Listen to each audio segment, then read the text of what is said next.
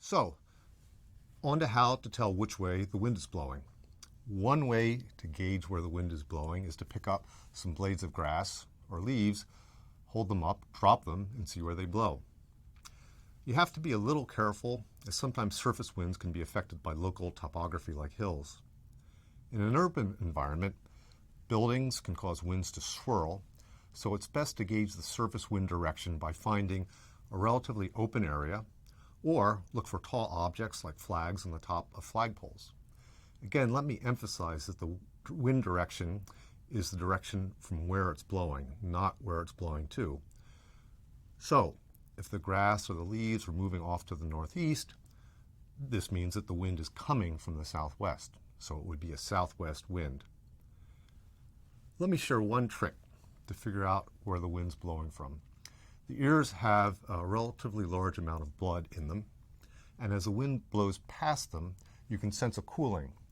If you rotate your head side to side, you'll feel the difference in cooling as one ear is more exposed to the wind than the other. Once you rotate your head so that you feel an equal amount of cooling in both ears, you'll be facing into the wind. How fast is the wind blowing? There are a lot of clues in your immediate surroundings. In 1805, Francis Beaufort, who was in the British Navy, published a set of guidelines to report wind speeds. He labeled the different speeds as forces. For example, force 0 is the absence of any wind, and he wrote that you see smoke rising vertically. For force 4, which is called a moderate breeze, he wrote raises dust and loose paper, small branches move. This corresponds to a wind speed of 14 to 18 miles per hour or 20 to 28 kilometers per hour. The full Beaufort scale listing is presented here for your reference, both for observations on land and on water. So far, I've been only talking about surface winds which extend a few hundred meters above the ground. Wind at higher altitudes, called winds aloft, can move in a different direction from the winds at the surface. One of the best examples of this is when a thunderstorm approaches. Thunderstorms feed off the incoming air that powers them. The overall path of the thunderstorm may move from west to east, pushed by high altitude steering winds. But the surface winds that feed the storm may blow from the east, so you can get fooled. For this reason, it's important to note the direction of winds aloft in addition to the surface winds. So how do you do this? The easiest way of doing this is to position yourself near a foreground object like a tree or a building. Look at the clouds beyond the tree. Perhaps focus on a structure in the clouds, like a variation in color. If you have some patience, you'll see the motion of the cloud with respect to the foreground object and can gauge where the winds aloft are blowing. For very high clouds, this may take a bit of patience to allow enough time to elapse to see the motion. It probably goes without saying that if there are no clouds in the sky, this trick won't work. Sometimes the shapes of clouds can be a clue to wind direction. Wind speeds get stronger the higher in altitude you go. This can sculpt the shape of a cloud formation, and I'll give you a few examples of that when I get into cloud descriptions. Let's turn to temperature and humidity. Most of us have some kind of internal sense of the ambient temperature, but this can depend on a number of factors. If the wind is blowing fast over exposed skin, it will feel cooler than still air. Likewise, humid air can amplify the sensation of warmth or cold depending on the temperature relative to your body temperature. Hot, dry air will feel cooler than hot, humid air. Cold, moist air will likewise feel colder than cold, dry air. In both cases, the large heat capacity and conductivity of water tends to amplify the sensation of heating and cooling. Another factor is exercise.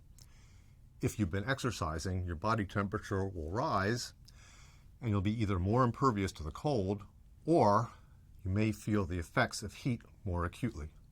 For all these reasons, it's important to assess temperature under controlled conditions. Like any skill, it takes practice to become good at it. I usually roll up my sleeves, find an area that's well shielded from the wind, and wait for several minutes and take note of the sensations in my hands and forearms. How quickly do they seem to cool off or warm up? I also avoid times when I've been exercising. At first, it's a good idea to test this against known temperature readings to develop a good correlation between what you feel and the readings. My advice is to first take a guess at the temperature, look at the reading, and see how much you're off by. In multiple tests, are you systematically high or systematically low in your estimates? If so, you can probably make adjustments in your pronouncements until you develop some skill. With practice, you can probably estimate air temperature to within about plus or minus 5 degrees Fahrenheit or plus or minus 3 degrees Celsius. Since the sensation of cooling on the body is tied up with wind, temperature, and humidity, how can you estimate humidity? We can borrow a technique used with an instrument called a sling psychrometer. This is 2 thermometers. One bulb at the end of the psychrometer is exposed to ambient air, and the other has a fabric sleeve that gets wetted. There's a handle and a pivot, and the hygrometer is vigorously rotated. The thermometer with the sleeve on it gets cooled faster as water evaporates and reads a lower temperature than the thermometer exposed to ambient air. The higher the humidity, the less cooling effect is seen on the bulb covered with a moist fabric.